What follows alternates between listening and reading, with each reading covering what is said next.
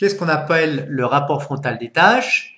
Eh bien, la distance petit h parcourue entre la ligne de dépôt et la tâche est caractéristique de l'espèce chimique.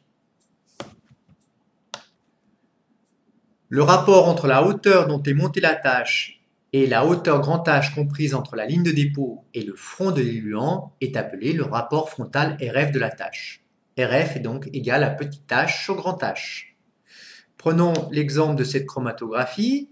Le colorant vert se décompose en deux taches, une tache jaune et une tache bleue. Le rapport frontal de la tache jaune serait HJ sur grand H. Le rapport frontal de la tache bleue serait HB sur grand H.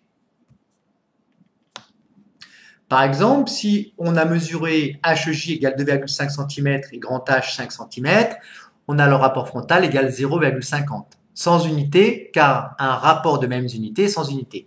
Deux chiffres significatifs, car chaque donnée en comporte deux.